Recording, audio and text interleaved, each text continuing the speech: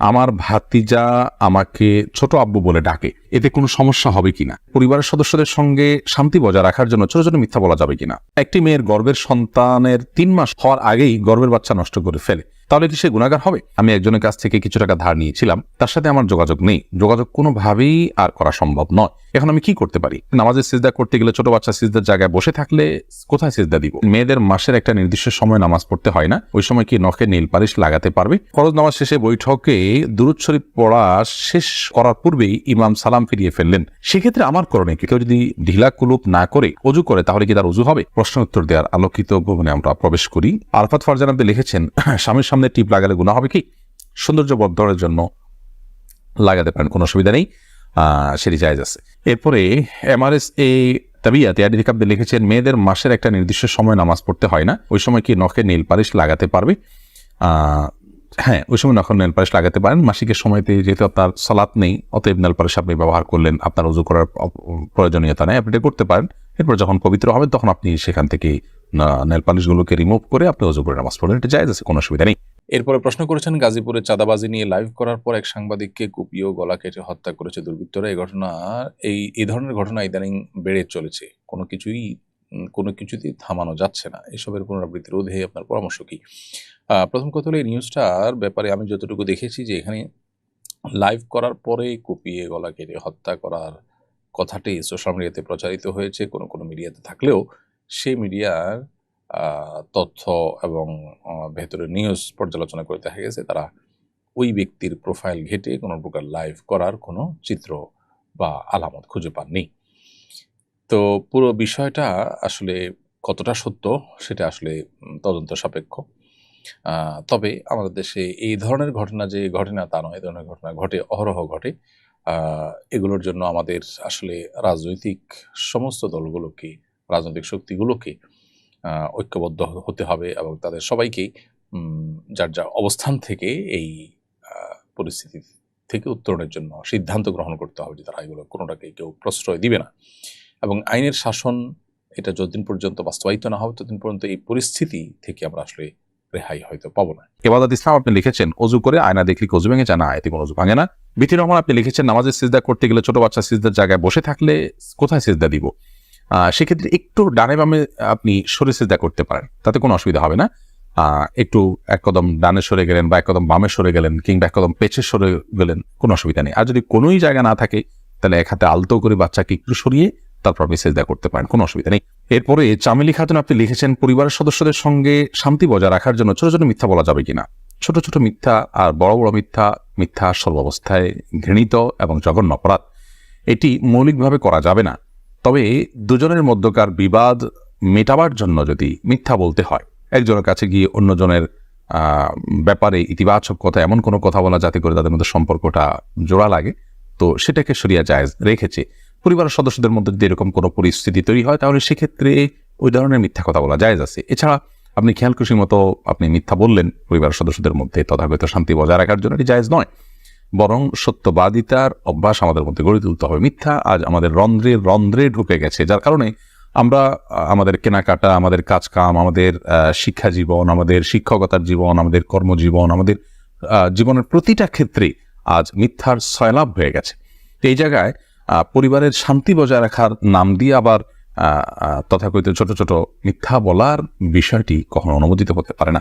আব্দুল করিম পাটোয়ারি লিখেছেন, ফরজ নামাজ শেষে বৈঠকে দুরূদ শরীফ পড়া শেষ করার পূর্বেই ইমাম সালাম ফিরিয়ে ফেললেন, সেক্ষেত্রে আমার করণীয় কি? ফরজ নামাজের শেষ বৈঠকে ইমাম আপনার দুরূদ শেষ করার আগে যদি সালাম ফিরিয়ে ফেলেন তাহলে আপনি খুব দ্রুততার সাথে দুরূদ শেষ করবেন। আর যদি দুরূদ শেষ করতে অনেক দেরি হয় তাহলে সেক্ষেত্রে কোনো একটা স্টেশনে দাঁড়িয়ে সালাম ফিরিয়ে ফেলবেন, আপনার সালাত হয়ে যাবে ইনশাআল্লাহ। অর্থাৎ যে কোনো একটা জায়গায় অর্থবহ হয়, যেমন আল্লাহুম্মা সাল্লি আলা মুহাম্মাদ ওয়া আলা আলি মুহাম্মাদ শেষ করলেন, পরে আপনি সালাম ফিরিয়ে ফেললেন, কারণ এখানে একটা অর্থবহ বাক্য হয়ে গেল।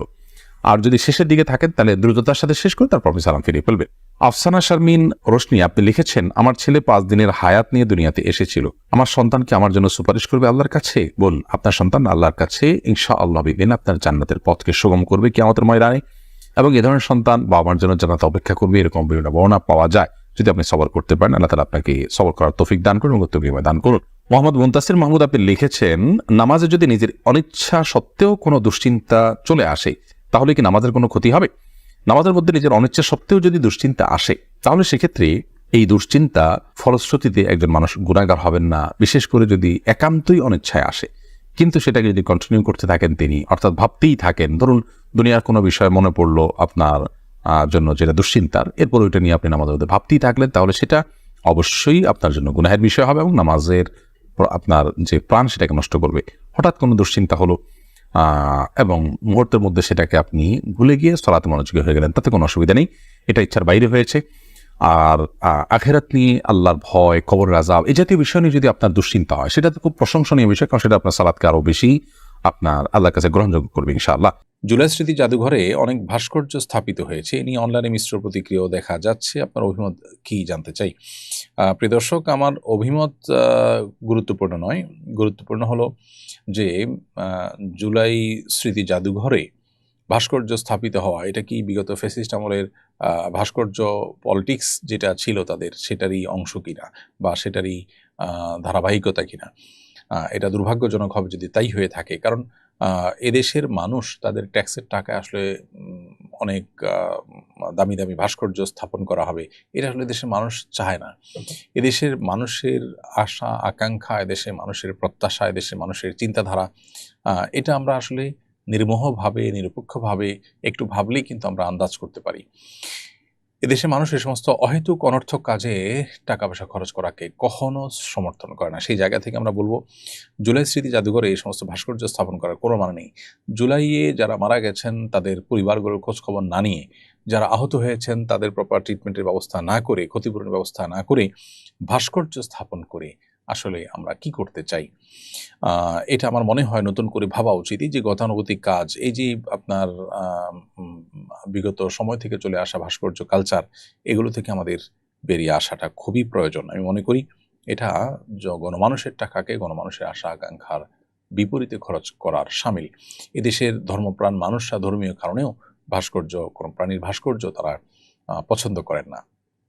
আপনি এ ব্যাপারে যদি জনগণের মতামত নিতে চান, বহু উপায় আছে মতামত গ্রহণ করার। আমার তো দৃঢ় বিশ্বাস যে জনগণের মতামত নেওয়া হলে মানুষ এটাকে প্রত্যাখ্যান করবে। জোস মাসুম মামুন এআইডি থেকে আপনি লিখেছেন, আমার ভাতিজা আমাকে ছোট আব্বু বলে ডাকে, এতে কোনো সমস্যা হবে কিনা? দেখুন, আপনার ভাতিজা যদি আপনাকে ছোট আব্বু বলে ডাকে, তাহলে সেক্ষেত্রে মৌলিকভাবে কোনো অসুবিধা নেই, কারণ আমাদের দেশে অনেক এলাকাতে চাচাকে ছোট বাবা বলা হয়। ছোট বাবা বলা হয় এটা রূপক অর্থে, তাকে সত্যিকারের পিতা মনে করে বাবা বলা হয় না। মানে আম্মুর রাজুল ইসলাম ওয়াবি, একজন কারোর চাচা তার বাবার মতোই অনেকটা শ্রদ্ধার জায়গা থেকে এবং অন্য অনেক দিক থেকে, সেই জায়গা থেকে তাকে ছোট আব্বু বলার যে প্রচলন আছে, এই প্রচলনটা আপনার রূপক অর্থে বলা হয়, সেই অর্থেই প্রচলনটা আছে, যার কারণে এটাতে আপনার বাপ নয় তাকে বাপ ডাকার যে অপরাধ, সে অপরাধ বা সে গুনাহ এখানে হবে না, কারণ ওই উদ্দেশ্যে কেউ বলেও না এবং বাবা হিসাবে গণ্য করে না। হাবিব রাজ আপনি লিখেছেন, আমার মামাতো বোন আমার বয়সে 5 মাসের বড়, আমি কি তাকে বিয়ে করতে পারবো? দেখুন, যিনি বয়সে বড় তার সাথে বিবাহ বন্ধনে আবদ্ধ হওয়া মৌলিকভাবে জায়েজ আছে, এটি কোনো নাজায়েজ বা হারাম কোনো বিষয় নয়। আমাদের সমাজে এটাকে দোষণীয় মনে করা হয়, সেটা আমাদের সমাজের দোষ বলতে পারেন। শরিয়াত এটাকে যাকে আপনার নিষিদ্ধ করেনি, বিধায় বয়সে বড়র সাথে বিবাহ বন্ধনে আবদ্ধ হতে পারে। বিশেষ করে নবী করিম সাল্লাল্লাহু আলাইহি সাল্লাম তিনি নিজেও খাদিজা রাদিয়াল্লাহু তাআলা আনহাকে বিয়ে করেছেন, তখন খাদিজা রাদিয়াল্লাহু তাআলা আনহা বয়স তার চাইতে বেশি ছিল। তো এখান থেকে বোঝা যায় নিজের চাইতে বয়সে বড় কাউকে বিয়ে করাটা শরিয়া দৃষ্টিকোণ থেকে মৌলিকভাবে অনুমোদিত। এটাকে দোষণীয় মনে করাটা বরং দোষের বিষয়। আমাদের শরিয়াতে এত ফ্লেক্সিবল রেখেছে বিষয়গুলোতেই, অথচ আমরা সেগুলোকে অনেক বেশি আপনার সংকুচিত করে ফেলছি, এবং যার ফলশ্রুতিতে নানা রকমের অপরাধ প্রবণতা কিন্তু আমাদের সমাজে বেড়ে চলেছে। শারমিন আক্তার আপনি লিখেছেন, আমি একজনের কাছ থেকে কিছু টাকা ধার নিয়েছিলাম, তার সাথে আমার যোগাযোগ নেই, যোগাযোগ কোনোভাবেই আর করা সম্ভব নয়, এখন আমি কি করতে পারি? আপনি যদি তার সাথে যোগাযোগের কোনো সুযোগ না থাকে এবং যোগাযোগের কোনো সম্ভাবনা না থাকে, তাহলে সেক্ষেত্রে ওই টাকাটা কোনো গরিব দুঃখীকে দান করে দিবেন তার তরফ থেকে, অর্থাৎ তার তরফ থেকেই ডোনেশন করে দিলেন, দান করে দিলেন, সবটা তার আমল নামায় যুক্ত হলেন, মাধ্যমে ইনশাআল্লাহ আপনি দায়মুক্ত হওয়ার চেষ্টা করতে পারেন। তারিমা আপনি লিখেছে, আমি প্রেম করে বিয়ে করেছি, হারাম সম্পর্ক করেছি, এখন কি করলে আল্লাহ আমার সংসার জীবনকে সুখের করবে? কোনো উপায় আছে কি? আমাদের 2 দিন পর পর ছোট ছোট বিষয় নিয়ে অনেক ঝগড়া হয়, এখন আমরা কেউ কাউকে সহ্য করতে পারি না, এখন কি করলে আল্লাহ আমাদের শান্তি দিবেন? প্লিজ জানাবেন। বোন তারিমা, আপনারা আল্লাহর কাছে আগের কৃতকর্মের জন্য লজ্জিত হয়ে ধন্যবাদ ক্ষমা চাইবেন, চোখের পানি ফেলে মাপ চাইবেন যে আল্লাহ আমাদের অন্যার জন্য আপনি মাফ করে লজ্জিত থাকবেন। এর পাশাপাশি সুখী দাম্পত্য জীবনের জন্য আল্লাহর কাছে বিশেষভাবে দোয়া করবেন। সেই সাথে সুখী দাম্পত্যের জন্য যে আমলগুলো আছে সেগুলো করবেন। সবর এটার কসরত করবেন, যে ধৈর্য ধরে ধৈর্যের পাহাড় হওয়ার চেষ্টা করবেন। ইনশাআল্লাহ আল্লাহ তাআলা আপনাদেরকে সুখী করবেন। এ বিষয়ে আমাদের অনেকগুলো পরামর্শমূলক ভিডিও আছে, সেগুলো শুনতে পারেন। এমনি আলামিন লিখেছেন, কেউ যদি ঢিলা কুলুপ না করে অজু করে তাহলে কি তার অজু হবে? যদি পেশাবের পর পানি ব্যবহার করেন, তারপর আর পানি ফোটা পেশাব ফোটা না বাইর হয়, অজু হয়ে যাবে। ঢিলা করা তার জন্য ফরজ ওয়াজিব নয়।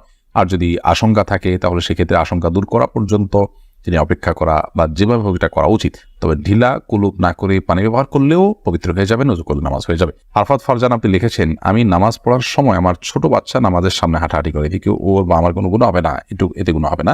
মাইদুল ইসলাম সুবর্ণ আপনি লিখেছেন, একটি মেয়ের গর্ভের সন্তানের 3 মাস হওয়ার আগেই গর্ভের বাচ্চা নষ্ট করে ফেলে, তাহলে কি সে গুনাহগার হবে? গর্ভের বাচ্চা নষ্ট করা সর্বাবস্থায় অপরাধের কথা, কিন্তু যদি সন্তানের মধ্যে হার্টবিট বা প্রাণ সঞ্চারিত হওয়ার আগেই আপনার কোনো এমন ওজরের ভিত্তিতে সেটি নষ্ট করা হয় যে ওজরটি শরিয়া গ্রাহ্য, যেমন তার ফলশ্রুতিতে মার শরীর বা জীবনের মধ্যে হুমকি আছে বা বড় কোনো বিপদ হতে পারে বা বড় কোনো সমস্যা আছে, এরকম কোনো ওজরের ভিত্তিতে যদি এটা করে তাহলে সেটা ক্ষেত্র বিশেষে ওজরের উপর নির্ভর করে সেটা জায়েজ হতে পারে। আর এমনিতে মনে চাইলো আর সন্তান নষ্ট করে ফেললো সামান্য ঠনক অজুহাতের ভিত্তিতে, এটি জায়েজ হবে না। এর ফলশ্রুতিতে মানুষ গুনাহগার হবে।